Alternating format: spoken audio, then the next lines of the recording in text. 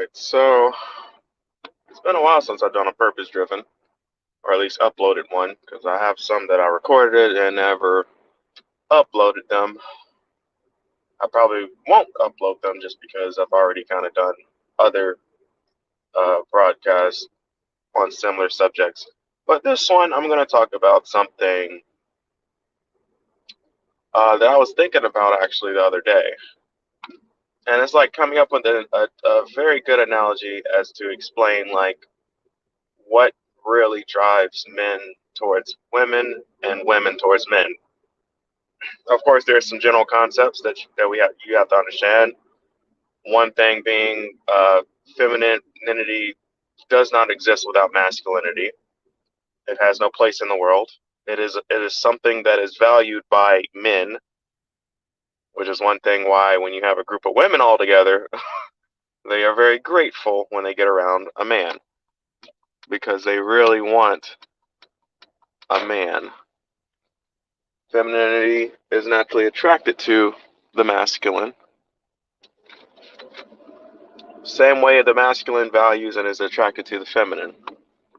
That's one of the reasons why guys simp. Now I don't understand the simps where they simp for even the masculine women. That's kind of dumb. They're just desperate. But usually when a guy simps, it's not just because he's simping. It's because the woman is, let's just say, very generous and kind to him because she knows that secret I was talking about in the gold digger broadcast, where a woman who is generous and is giving to a man, the right man, a competent, capable man, he is more than willing to give back. More than willing. However, sometimes he overbids. Sometimes he gives too much, fortunately. More than he can really afford to. Now, this dynamic is actually going to be the company slash CEO and the employee. So I did say in the Gold Digger episode, I kind of first talked about it. I'm not taking this from anybody. This is just what I'm thinking of and coming up with myself.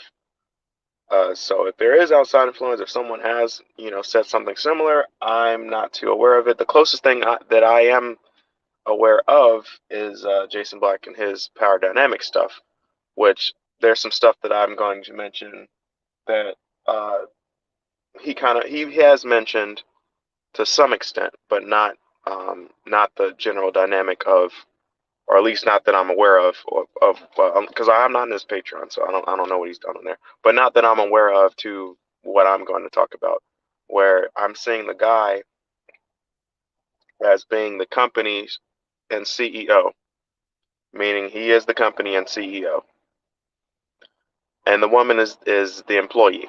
Now, there's levels to this. There are top tier, high level companies. The big companies, the ones that I'm not going to give that away yet. But there's the big companies and then there's the smaller companies. The small companies that have like a few employees, like one or two, and then there's the big companies that require more work and have more employees, right?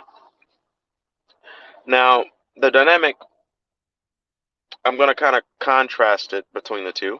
So if the man is the company, well, one thing about any company is you're for profit, meaning you are valued on what it is your ability to generate profits. Period. Now, that company, when they have an open position, a viable open position, because mind you, when you have an open position, it's you don't hire an employee for a position that you don't need yet. So the company is supposed to be set up, ready to go. It's during its expansion phase, and then you're supposed to hire the employee. You're supposed to, go out, put the job application out or whatever, do what you got to do to get the applicants to work for that company. Well, how many applicants do you get? Well, it depends on the company. Depends on how lucrative the company's deal is. Yes, deal. Because mind you, the employees, mind you, somebody might want to be able to work for a Fortune 500 like Facebook, Apple, Tesla. Yes, they would like to work for those companies, but do you think they would want to work for those companies if the income and benefits package was pretty much basic insurance and 50 to 60K a year? Now, they're still associated with the company. Like they can say they have a little bit of the status. They can say they work for the company. Every day they go into the company's offices and everything. They have access to the company. And this is important because I'm gonna explain how some women, they try to finesse or they try to uh, they try to raise their status themselves because they're associated with the company, but they're not really on the payroll with that company because there's contractors, temporary workers. They aren't permanent. They usually don't get the all the extra nitty gritty benefits and company secrets, right? You kind of keep them at a distance. Those are the side chicks and the concubines. They're the contractors.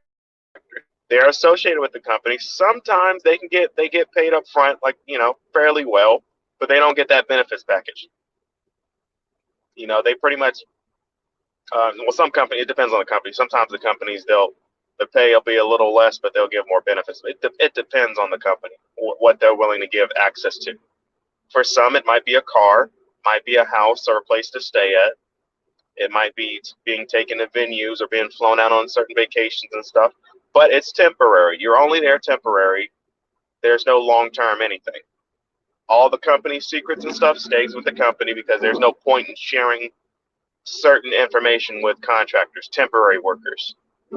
However, that temporary worker, they'll be able to be like, hey, I put on my resume, I work with that company. Sometimes it can work out for the better. Sometimes it can work out for the worse because what modern women do today is once they get that contractor position,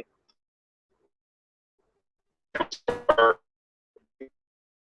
needed only temporarily, seasonal or whatever, maybe they were or weren't able to perform up to par. But they think one of the problems with modern women is they just because they get that contractor position, when a position opens up for the company, they think they're entitled to it. Or when a position opens up for a similar company, not contractor position, but I'm talking about like a full fledged like high management position or just under management position, right? A permanent position, pretty much, where the company is taking a risk, i.e., marriage, wifey. So they think that just because they're associated with that one company as a contractor, that company could have been desperate and they just really needed you for that moment in time. But they weren't. They don't really need you long term. They're not really trying to hire you like that. It was just seasonal because if you worked in a retail store, they hire seasonal employees because they need extra hands because they'll have that. There's an inflow of demand. There's a lot more customers during the in season, so they need the extra hands, but they're not really trying to hire you like that. Not long term. They just need you temporarily. You play your part, and then you move on. Well, unfortunately, some modern women they associate themselves with that company. They try to finesse others because mind you, they're still on the they're still trying to bid for certain positions, and they try to leverage that experience at that company to be like, hey, I'm used to this type of lifestyle. Therefore, whatever company I do work for, they're going to have to give me that pay. Now, remember how I said sometimes the company they'll give more pay but less benefits. Well, now they're looking for that pay. And then maybe they also want the benefits to go with it. They're not willing to compensate. They're not willing to. They want both, pretty much.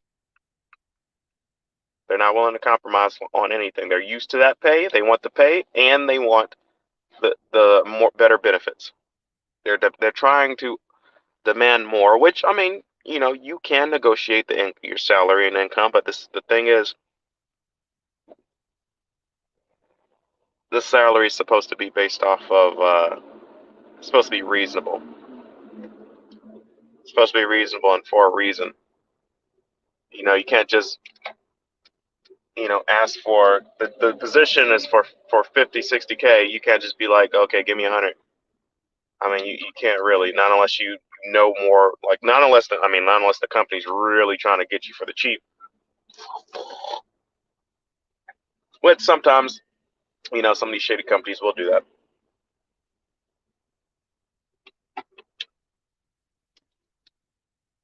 But it's all about your benefit package.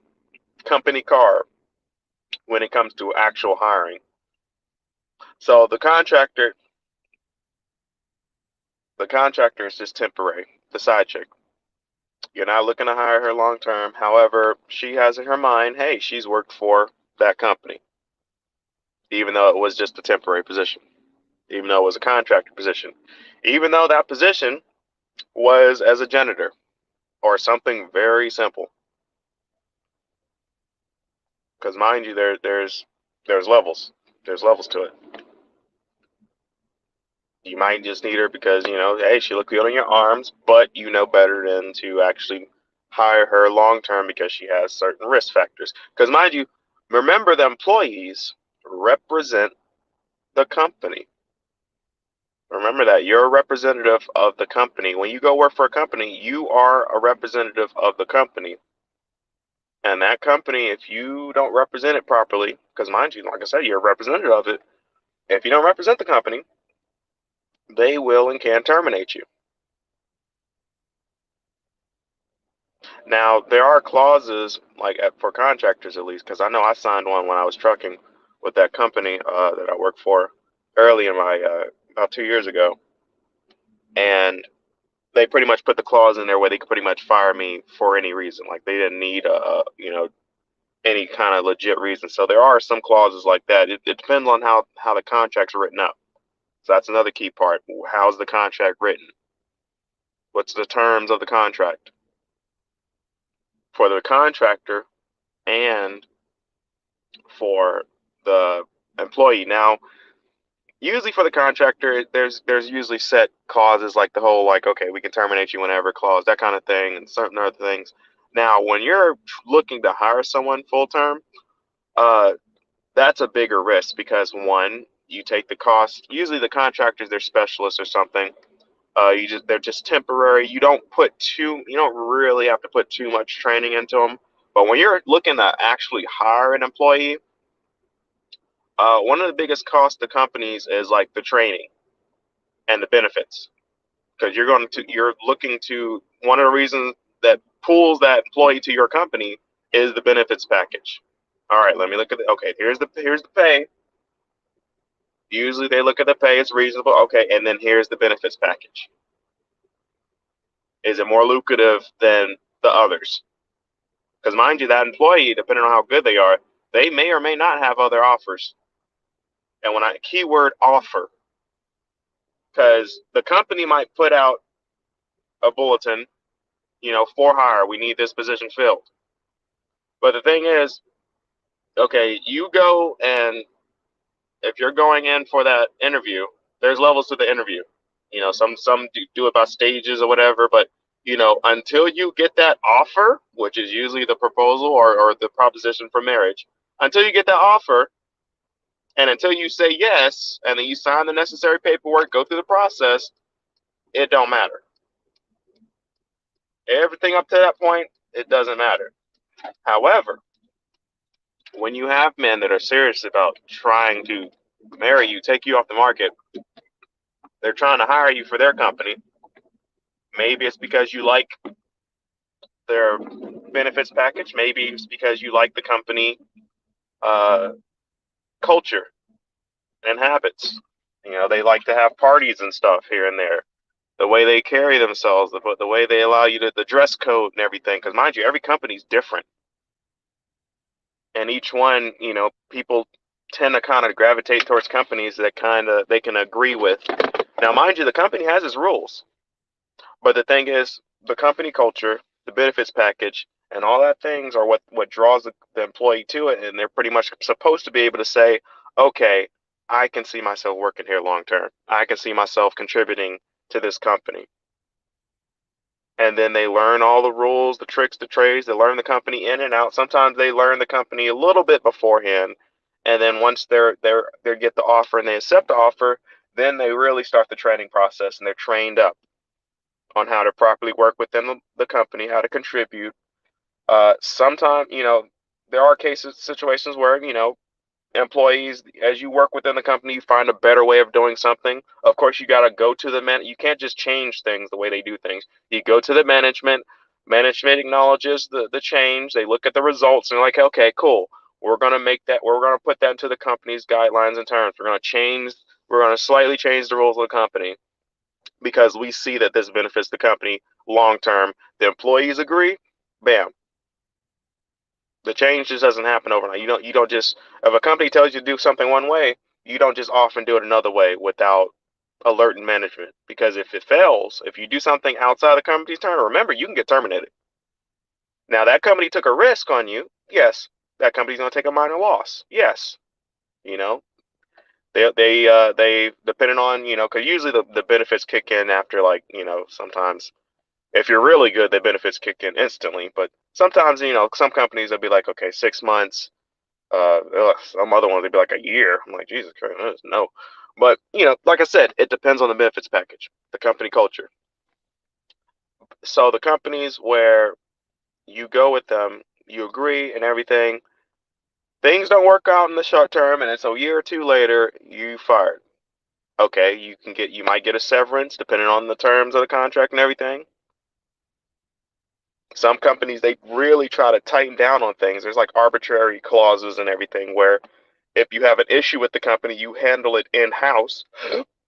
So this is like the equivalent, like the real strict terms are really for the real good, smart, legally binding. Like they got a legit legal team, like Tesla currently, even though they are getting sued for something before they had those clauses they have today. But they usually have that legal team to try to keep that shit in house. Because mind you, they took a risk on you. They knew they were taking a risk on you, and at least initially a loss. Because mind you, you had to be trained up for the position and everything. You weren't productive probably the first few months or whatever. But they realized, hey, you got the potential to fulfill. You check the boxes for what we're looking for. You have the potential. All you got to really do is just learn how to do it within the company and contribute. So they took that risk on you, knowing, they might have to offer you a severance package. They let you go, you might get unemployment. This is like if you're going through a divorce. Yeah, you might get alimony. Depends on the terms of the prenup.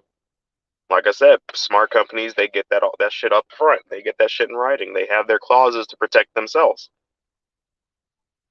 Now, if you don't have a prenup, I mean, good luck. It depends on your state laws or wherever it is you are. But the companies that are smart, they get that prenup. They'll know, okay, cool. This doesn't work out. This is your severance, and then you move on. You got to go now. You got to go find another company. Some, shout out to the hypergamous ones. Some employees, instead, you put in your 2 weeks notice because you found another opportunity. Well, hey, I mean, it depends on the terms of the contract. Again, depends on how generous the company is. Here's your severance package. So one of the reasons why I came up with this dynamic is because when I was thinking, I was like, when men see another guy, like as a company, we see another guy, we see a threat initially. We see a threat, and then if we're okay with one another, then we see a potential business, uh, not partner, but like a company we can do business with. Okay, you're another company. Okay, we can do business. But since women are employees, they of course see the company, men as the companies, and like, okay, they're looking at men and they're like, okay, I could potentially fit into that. I could potentially fit into that. He can provide me with this. They're looking at the benefits package and all that stuff. They're looking at the status and everything of the company. That's how they're looking at men. But notice how they look at other women. They look at other women as colleagues. And if it's one thing you don't know about colleagues, Colleagues, they will get together and they will act like they like one another, even though they might or might not really like one another. But usually they'll try to befriend one another, be cool with one another, when really some of them is shady because they're all trying to take your spot. If there's a position open at one company, you best believe they're gonna cut you at the legs. They're gonna cut your Achilles and go try out for that position. Period. If you got a position at a job and you're like an intern at a job, uh, you're looking forward to that position that is open up, but they're just they got you as an intern. Well, guess what? Share information amongst your colleagues to see what happens. Oh, how'd you get that position? How'd you intern there? Oh yeah, you share information. Guess what she's gonna do?